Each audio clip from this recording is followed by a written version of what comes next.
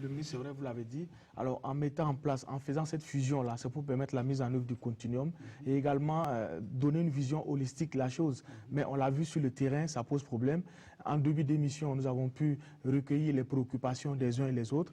Alors, finalement, est-ce que ce n'est pas le ministère qui est trop grand? Est-ce que le costume n'est pas trop grand pour M. Coulibaly?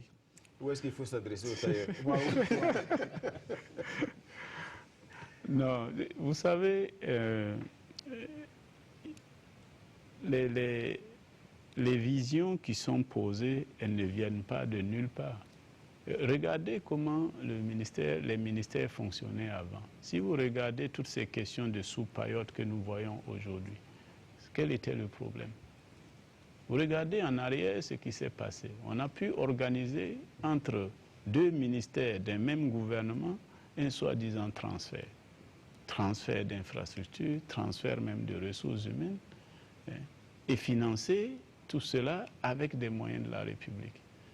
Alors qu'il était tout simplement plus judicieux de dire, ben, on met tout cela ensemble et on ne transfère rien, on organise juste le fonctionnement cohérent, maillon par maillon de l'ensemble. C'est ce que le président du FASO souhaite faire et c'est ce que nous sommes engagés à faire.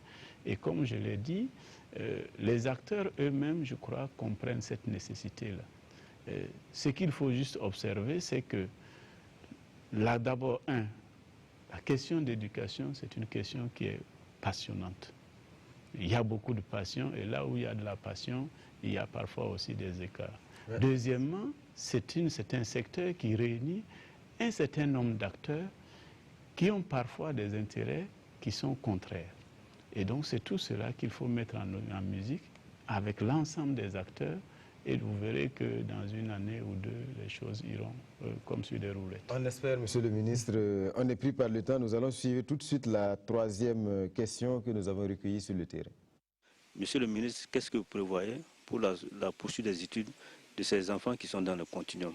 Après le BPC, est-ce qu'il est prévu de construire des établissements où recueillir ces enfants-là pour la suite de leurs études? Bien. Non, les enfants du continuum, comme il dit, ne sont pas en dehors du système. Je ne pense pas que si vous avez gagné votre BPC dans un CG du continuum, il soit interdit pour vous d'aller vous inscrire en 6e aux Zenda ou je ne sais pas où. Donc pour moi, la question ne se pose pas. Je pense que nous devons juste poursuivre les efforts de construire plus d'infrastructures, de former plus de ressources humaines capables donc d'animer ces infrastructures-là. C'est là le principal défi que je vois dans notre système, en restant justement dans la cohérence, parce que comme on l'a vu à un moment donné, nous avons l'ambition de réorienter progressivement notre système éducatif de l'enseignement général vers la formation à des métiers parce que nous voulons que l'employabilité des jeunes devienne une réalité plus concrète. D'accord, c'est une transition, pratiquement, la formation au métier, la formation professionnelle. Et on constate qu'il y a des lycées professionnels et techniques un peu partout sur le territoire national. Toutes les 13 régions doivent être couvertes. Pour le moment, ce n'est pas une réalité. Et quelle est la situation qu'on peut faire par rapport à cette formation professionnalisante-là? Déjà pour cette année, donc pour cette rentrée 2016-2017, ce que nous avons fait, c'est quoi? Nous avons recensé l'ensemble des places qui peuvent être disponibles dans les dispositifs qui existent déjà, aussi bien privés que publics, ce qui n'était pas le cas avant. Et nous avons instruit les services techniques de la même façon que nous faisons du conventionnement dans l'enseignement général, avec des établissements privés de renom, ou en tout cas remplissant les cahiers de charges. Nous avons fait des partenariats avec des établissements privés techniques afin d'accroître le nombre des jeunes burkinabés qui vont dans ce sous-cycle-là.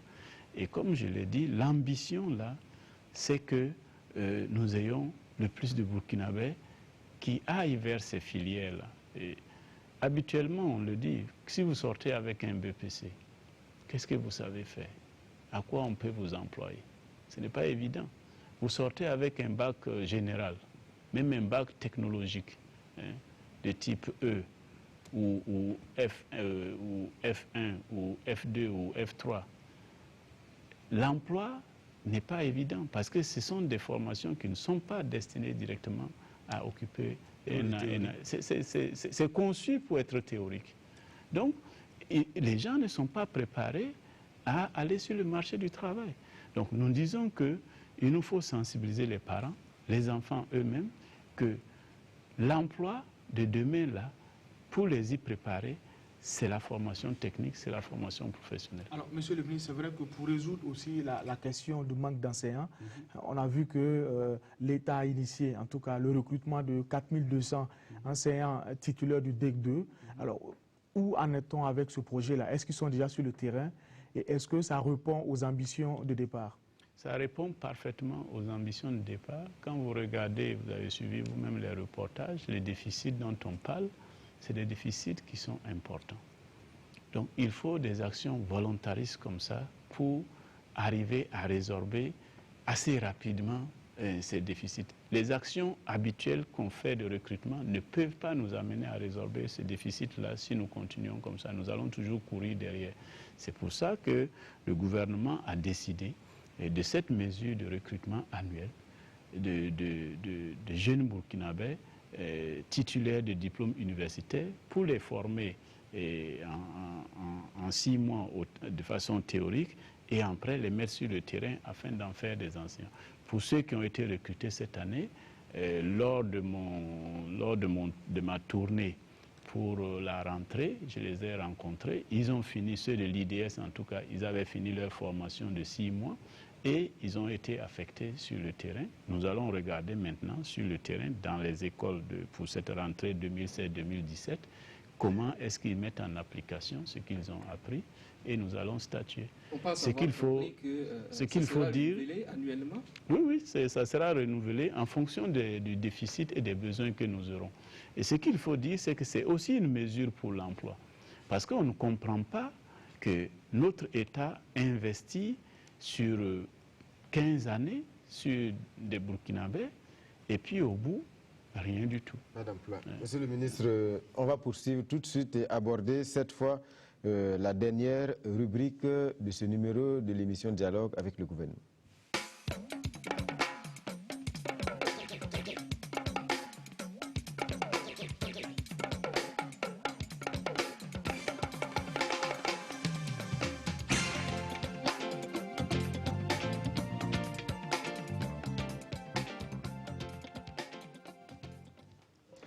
L'éducation non formelle et l'alphabétisation, un domaine où le Burkina Faso accuse un retard et qui tire les indicateurs du développement humain du pays très souvent vers le bas. Comment l'exécutif compte-t-il donner un coup de fouet à ce secteur? Explication dans ce reportage. La question du développement est une question inclusive qui doit prendre en compte l'ensemble des couches de la société. C'est à ce titre que l'éducation non formelle et l'alphabétisation jouent un rôle crucial dans l'instruction des adultes par le biais de l'alphabétisation.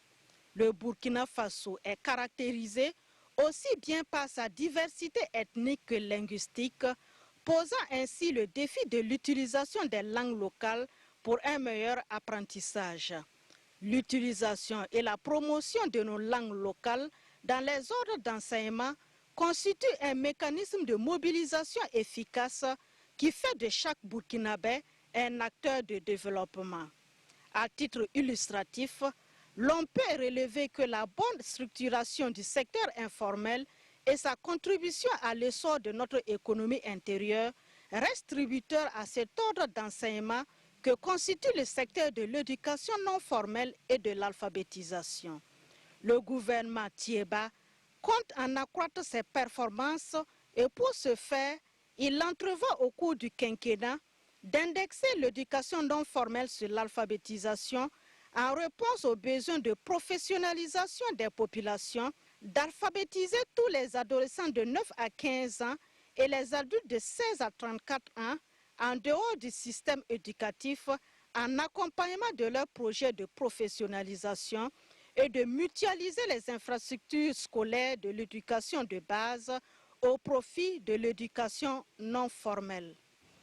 Voilà pour ce constat, Monsieur le ministre. Adams, la première question. C'est vrai que dans le reportage, on l'a vu, hein, c'est une façon de donner une seconde chance aux adolescents ou aussi à certains adultes.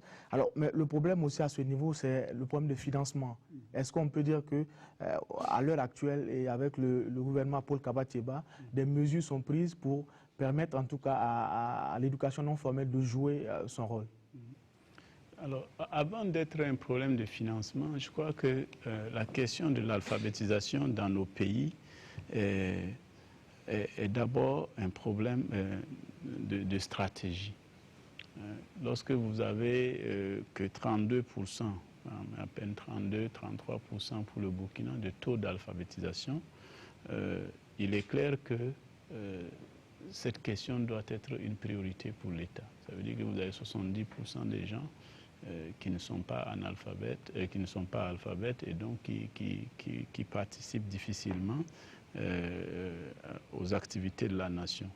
Alors, la stratégie que nous avons prônée et qui devrait quand même apporter un changement par rapport à ce qu'on faisait jusque-là, c'est de dire que d'abord, il faut cibler prioritairement les 9-15 ans et voir comment on peut les rattraper et les remettre dans l'éducation formelle afin qu'ils poursuivent. Parce que vous savez que la loi fait obligation d'une certaine durée de scolarisation, autour de 10 ans. La deuxième stratégie, c'est de dire que, le deuxième élément, pardon, c'est de dire que pour les 15-35 ans, l'alphabétisation doit être une alphabétisation qui se base sur un projet de professionnalisation qu'ils ont. Pourquoi nous disons cela? Parce que quand on alphabétise juste pour alphabétiser, nous n'avons pas d'environnement qui permette aux gens d'appliquer ce qu'ils ont appris. Alors, la seule façon qu'ils aient envie de l'appliquer, c'est si c'est accolé à un projet professionnel qu'ils ont. Je donne un exemple. Prenez quelqu'un qui a une boutique, qui vend et qui veut maintenant avoir un suivi, plutôt que d'aller confier chaque fois sa comptabilité à quelqu'un et il ne comprend pas trop ce que la personne a fait, comment il paie ses impôts, etc. Si on l'alphabétise et on y greffe une compréhension de comment on fait la comptabilité, quelle est la différence entre le capital, le bénéfice, comment il peut déclarer ses impôts, que ce soit en langue burkinabé ou en français, il aura l'envie de le pratiquer parce qu'il en a le besoin pour améliorer ses propres affaires et donc sa profession.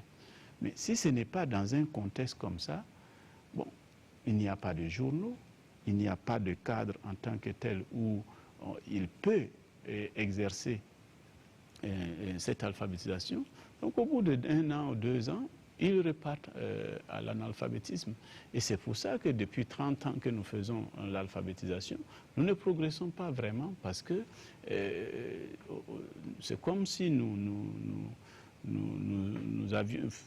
mettions un coup d'épée dans l'eau. Parce qu'on est dans le recommencement, parce que nous n'avons pas réglé 2 problèmes. Si je suis alphabétisé en langue, je devrais avoir des supports qui me permettent d'utiliser ça adéquatement. Quelqu'un m'a donné une fois l'anecdote, je suis alphabétisé, mais quand je prends ma carte d'identité, je ne sais pas si on m'insulte là-dessus ou si c'est de moi qu'on parle. Parce que elle est en français, je prends mon acte de naissance, elle est en français, alors que je suis alphabétisé en moré ou en djoula. Donc, il y a des mesures qu'on devrait pouvoir prendre, de dire, bon, on fait par exemple une carte d'identité bilingue. Est-ce qu'il faut donc laisser tomber Non, ce n'est pas ce que je dis. Je dis le contraire, mais je dis nous devons mieux le faire. Parce que nous l'avons fait jusque-là, c'est comme je dis, si je suis alphabétisé en moré, si je me pose intrinsèquement la question, à quoi ça me sert? Est-ce que j'ai des journaux que je peux lire facilement en moré? C'est très difficile. Si je suis, je ne sais pas où, peut-être à Ouaga, je vais en trouver. Mais si je suis vraiment en dehors de Ouaga, en campagne, je ne suis pas sûr. Monsieur le ministre, on a discuté tantôt des problèmes au niveau du préscolaire, du primaire, du post-primaire, du secondaire. Mais l'impression qu'on a, parce que si les chiffres sont bas, c'est parce que ce secteur-là, jusqu'à présent, était un peu délaissé. Alors actuellement, on voit que tous les débats qui se mènent actuellement, c'est de gérer vraiment cette question du continuum, de la fusion et tout ça.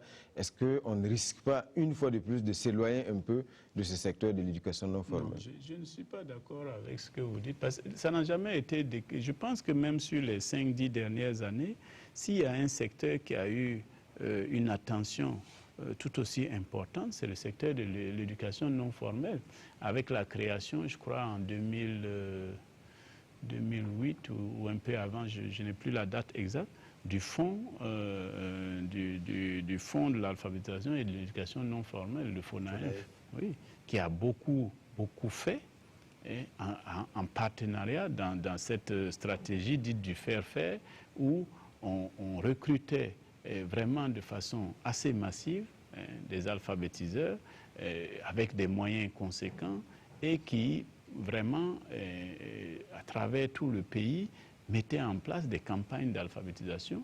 Mais ce qu'on constate, c'est comme je l'ai dit, ce n'est pas que ça n'a pas été bien fait, ce n'est pas que les acteurs n'y étaient pas intéressés, c'est qu'au sortir de cela, il n'y a pas le cadre pour entretenir les acquis qui ont été engrangés. Si vous n'avez pas, c'est comme vous et nous, si nous n'avions pas de cadre pour lire en français ou nous exprimer en français, mais nous allons désapprendre le français, c'est clair. Merci, Monsieur le ministre. Je crois que ça va être certainement le dernier mot de ce numéro de l'émission Dialogue avec le gouvernement. Malheureusement, le temps qui nous était imparti donc, est terminé. Une émission que j'ai eu le plaisir d'animer avec Aimé Nabaloum du journal Le Reporter et Adams Khaled Ouedraogo de la télévision privée Canal 3. Voilà, mesdames et messieurs, ça sera tout pour ce numéro de votre émission Dialogue avec le gouvernement. Merci pour votre attention et à bientôt. Pas de dernier mot.